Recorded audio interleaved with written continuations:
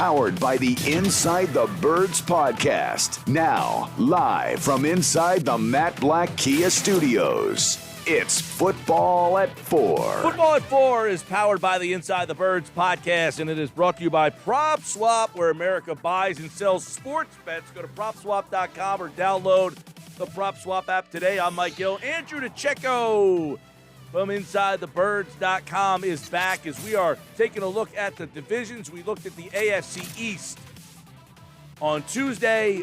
Andrew's back for the AFC North, and I guess this one is one of the more interesting divisions in all of football. Baltimore, Cleveland, Pittsburgh, those three teams, I guess, Andrew, you could say all have Super Bowl aspirations, do they not? Yeah, I mean, they're all pretty well-rounded top to bottom, I would say. You got Baltimore, obviously, with Lamar Jackson. So let's start with him, the former MVP. This is a team that I guess was a little bit disappointing last year, but going to Lamar Jackson now in his third season as the starter here, what kind of expectation and development do you anticipate seeing from him in that offense?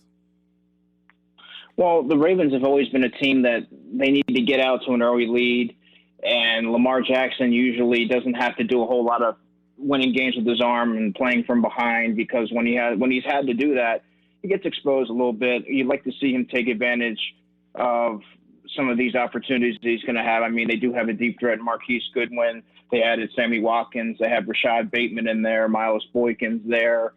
They have a decent offensive line. Ronnie Stanley's there. I mean, Kevin Zeitler they added.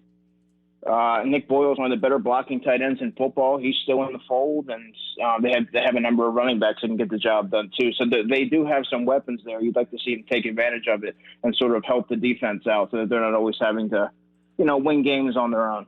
Yeah, and also they picked up Alexander Villanueva at tackle, got him from Pittsburgh. So Pittsburgh gets a little weaker in that spot. They add him to that offense. J.K. Dobbins, Gus Edwards, the running backs that you mentioned, Hollywood Brown, Sammy Watkins. Do they still don't seem to have, though, Mark Andrews, their tight end, they don't still seem to have that big-time number one wide receiver. I know Brown's kind of a playmaker, but is that what kind of will limit this offense in the end, in your opinion?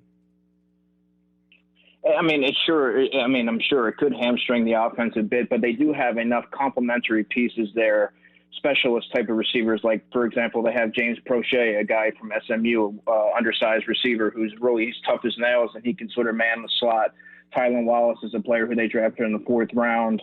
Miles Boykins would go up and get it receiver. Rashad Bateman has the potential to be a top receiver. And then you have, of course, the two speed guys in Watkins and Brown. And Mark Andrews is one of my favorite tight ends to watch in the National Football League. So, I mean, the excuses, they're going to start to run out here. I mean, they've stocked the offense here. Now he's sort of got to make some plays with his arm. And, he's not always going to be able to make some plays with his legs and stuff like that. So this is the year that you want to see him take the next step in his progression, because he is a phenomenal athletic talent, Lamar Jackson. Now, when you think of the Ravens, you typically think of defense and the defensive side of the ball. They won Super Bowls based on these great defenses they have. Where does this defense, when you look at the Ravens, do you still look at them as a defensive-minded team, or are they more now shifting to Lamar Jackson and the offense? Well, I think now, based on how the roster's assembled, Mike, I think they're more of a well-rounded team. They've always had that defensive-minded they've adopted that defensive-minded mentality for years now. They've had an electrifying quarterback in Lamar Jackson, but the receiving core was never really up to par, and he had to focus. He had Mark Andrews as his primary weapon to work with over the middle, and now he's sort of got some pieces around him. But I mean, when you look at the defense, I think they're more of it's a very stout, physical, fast-flowing defense, and that's sort of the Ravens' mentality. So I really love Marlon Humphrey on the third level, I should say, one of the top corners in football. I mentioned last time that Tre'Davious White was my favorite corner in the National Football League. Well, Marlon Humphrey's a close second for me.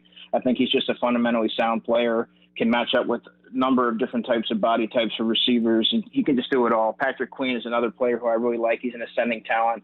I picked him for Rookie of the Year last season, Defensive Rookie of the Year. And they have some physical guys on the defensive line like Derek Wolfe, like a Brandon Williams. So, I mean, you have to love what you see there. All right, so that's the Baltimore Ravens. Let's go over to Cleveland. A lot of people thought last year, this was the hot team. They proved people right. They finally have, seemed to take that step in the right direction. So, Baker Mayfield, let's get your thoughts on him as where he is in his progression as a quarterback in the NFL. Well, I still would like to see Baker be a little bit more consistent. Obviously, last season he really elevated his game, and the Browns benefited from that.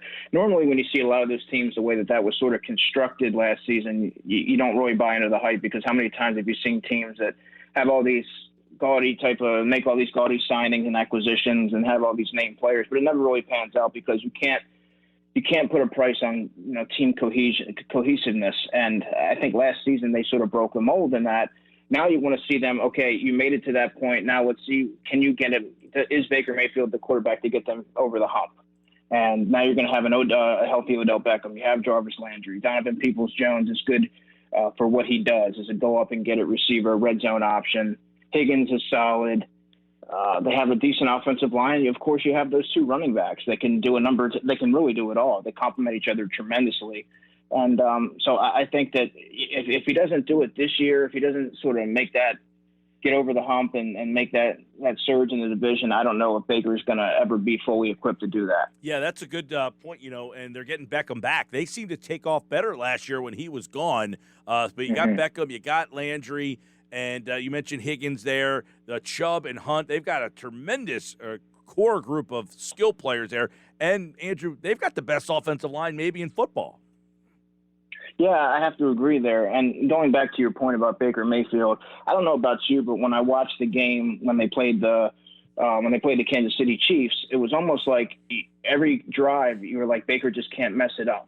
And when you're looking at a quarterback that you drafted in the first round, they should be able to sort of carry the offense on their shoulders in those type of moments. And I never really quite felt that he had that ability to sort of to take that step. So I think this year, there's no excuses, and the pieces are there. The offensive line's there. You have two running backs. So you can lean on your running game. So, he's going to have to get it done. Andrew DiCecco, it is Football at 4. Cleveland's defense, Garrett, Clowney. They obviously brought in Clowney, and they had Garrett. So you got two high-profile guys there. But this defense is more than just those two high-profile names. Yeah, Myles Garrett's the top pass rusher, in my opinion, in the NFL. Still has yet to scratch the surface of what he can do. I think, as incredible as that sounds, I think that he's a lot more room to grow. Then you have guys like Jordan Elliott, who's a defensive tackle from Missouri, and I really liked him in the draft last season. And when he was in the third-round pick, he showed some promise last season. He's going to be a starter on that defensive line. They added Anthony Walker, the middle linebacker from the Colts, who is a solid, not necessarily a flashy player, but he can get the job done right there in the middle of the defense. And look at their secondary, man. John Johnson perhaps is one of the most underrated safeties in football. He's there. Grant Delpit's there. You drafted Greg Newsome in the first round. Denzel Ward is solid on the left side. And then you have Troy Hill at the nickel spot. They have, and not to mention their backup players. There's also Ronnie Harrison there. There's also, I believe, Richard LeCount from Georgia, who is a solid, sort of like a honey badger type of mold player. And Greedy Williams is there too. So, they're very deep in the defensive backfield. All right, let's shift over to Pittsburgh. The Pittsburgh Steelers, the Cleveland Browns, by the way, as Andrew just chronicled, a pretty loaded team. They have a lot of expectations. Some think a Super Bowl team. But let's look at Pittsburgh. Ben Roethlisberger is back, and obviously he's the last man standing in that 2004 draft. Eli's gone, and now Phillip Rivers is gone. So how much does Big Ben still have in the tank?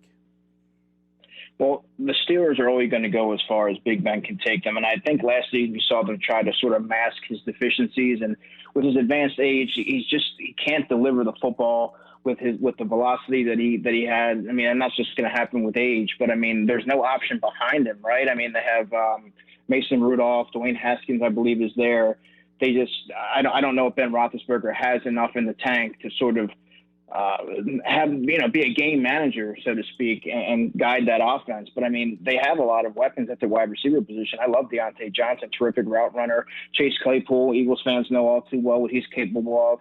James Washington is someone who's come on late, and he was drafted in the 2018 draft. He's sort of starting to come on a little bit.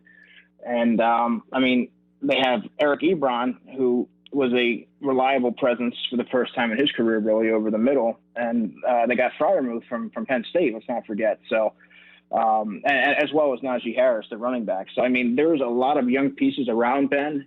He's just going to have to find a way to kind of stay away from injury and, and they're going to have to scheme around what he's able to do at this stage of his career. Yeah, this is a team that is kind of the poster child, though, of letting guys walk and then refilling and doing a great job of that.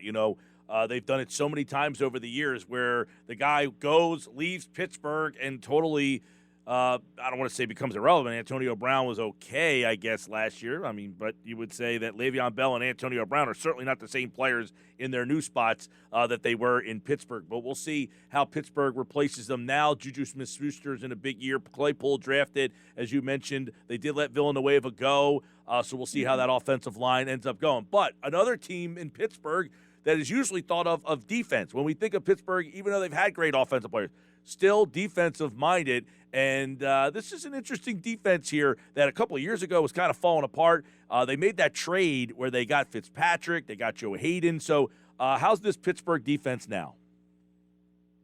Well, they have a lot of veterans there on the defensive line. And then when you look at their second level, T.J. Watt is a phenomenal pass rusher. I mentioned Myles Garrett being, in my opinion, the top pass rusher in the NFL. Well, T.J. Watt will be a close second. Devin Bush is an ascending linebacker. He has sideline-to-sideline range and speed, and he plays the game with a lot of urgency.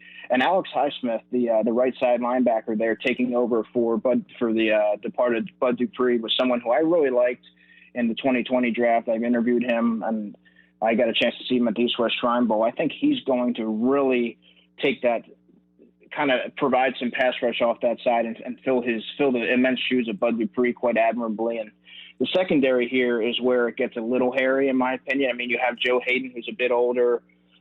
Terrell Edmonds is someone who was a surprising first-round pick, I believe, a few years ago. Hasn't quite lived up to his billing. Very inconsistent player. And then when you look at the other side, it's like they have Justin Lane, I believe, and Cameron Sutton. Maybe he's still there, but I think the only guy that you can really rely on there is Minkah Fitzpatrick. All right, and those three teams we think have Super Bowl aspirations, and then there's Cincinnati. So let's take a look at the Bengals. They had the number one pick last year, Joe Burrow. They added a piece for him this year with Jamar Chase, although some people thought they should have gone with an offensive lineman to help protect him. Joe Burrow. I'd be one of them. Yep, you were one of them. I do remember that. But Chase is a great weapon. They already had T. Higgins, who was a great rookie last year. Tyler Boyd has been a nice player for them as well. Joe Mixon's a good running back. But can Joe Burrow stay upright with this offensive line? Well, that's hopefully going to be the biggest question. I thought it was malpractice on the Bengals' part not to select Penei Sewell there when they had the opportunity. But, Jamar Chase has the opportunity to be one of the premier wide receivers in the NFL within the next 2 seasons. And he complements what Tyler Boyd can do as a over-the-middle possession receiver. And T. Higgins, who I think is going to take an immense step this season and be one of the breakout players of the 2021 season. Jonah Williams has struggled. He's been injured. And when you look at their offensive line, how could you go? Outside of getting Jackson Carman, who I think is going to be a decent player, more of an interior player. I don't know if he's going to be ready to step in right away, but they did not address that offensive line. And when you have a quarterback like Joe Burrow, who you invested premier draft stock in, and he's coming off an injury, it doesn't make a ton of sense. That offense, as you mentioned, not having the offensive lineman to really protect Burrow, that could be the story, but they could put up some big points if some of these guys end up blocking in front. Burrow's a good one. Let's go to their defense, which we talked about the other two teams, Baltimore and Pittsburgh, known for their defense. Not necessarily Cincinnati has not been known for their defense over the years. This defense seems like it is not going to be the strength of the team again. Yeah, their defensive line isn't really going to strike fear into any offensive lineman that they go up against this season. But I really do like what they've done to address the second level. Akeem Davis-Gaither from Appalachian State is a modern day NFL linebacker. When he came out of Appalachian State, he was a little undersized, but he has that sideline to sideline range and can really drop into coverage and cover those backs and tight ends well. Logan Wilson's another player the Eagles had interest in. He went, I believe it was in the third round. He went to Wyoming. He's a player there. They got him and Davis Gaither in the draft last year, and so I like that. I like what they've done there. And then at the second level, or at the third level, I should say, Von Bell and Jesse Bates is a very underrated safety tandem there. However, the cornerback situation is a mess. Darius Phillips, I believe you saw him get torched by the Eagles a couple of different times and a couple of pass interference penalties. He's a gravity player, doesn't have a lot of long speed. And I don't even know who's on the other side. I think they got Trey Waynes that they paid a lot of money to last offseason. So he's there, but I wasn't really high on him, on his prospects as being a player that's going to elevate that defensive backfield. You know who they took a swing on is Awuzie and Eli Apple are also they brought in. Yeah. That reaction says it all right there on Eli. Was that for Apple, I would imagine, who's just been bouncing all over the place? Both of them. Yeah. Both of them are grabby players that really just are what they are. I mean, if they would be sitting out there in November if they wanted to get them. Those are the type of players that we're talking about. All right, AFC North. This, to me, could be one of the more interesting competitive divisions in football. You really have three playoff-level teams, three Super Bowl aspirations. I don't know that any other division in football has three teams that have Super Bowl aspirations. Maybe the NFC West, but this AFC North might be the best. Andrew, how do you kind of see it right now as before we get, we're just a couple of weeks from camp. What's your, prediction in the North? How does it finish out? Well, I think what it's ultimately going to come down to, I think it's going to come down to the Browns and the Ravens. I think the Steelers will be a middling team, but I think ultimately Ben Roethlisberger isn't going to have enough juice to carry them and propel them into the playoffs, or I should say at least deep into the playoffs. The Bengals are obviously last, in my opinion, and then I think the Browns are going to be finish first in that division. If I had to guess, and I think why I say that is because I think Lamar Jackson, there's going to come a point in time where he's going to have to win a game with his arm, and I don't know that he's going to. 3 years in, I don't know that he's going to be able to take that next step in his progression. And I think that's ultimately going to be what holds the Ravens back. All right, so he likes Browns, Ravens, Pittsburgh, Cincinnati. If you missed our AFC East preview, it's on our YouTube channel, InsideTheBirds.com. Andrew DiCecco here on Football at 4 as the NFL season is about to heat back up in just a couple of weeks. These previews will lead you right into Eagles training camp. And, of course, the Football at 4 team will be all over Eagles camp. With the guys from InsideTheBirds.com. Andrew, have a great weekend, man. Happy 4th of July. And, of course, enjoy the weekend. You too, Mike. Happy 4th. And to all the listeners as well. Yeah, there you go. Andrew DiCecco, DiCecco NFL, and great follow on the NFL, the Eagles, and music as well. He is a fantastic follow. If you want to get into some of his musical tastes, you can do that as well.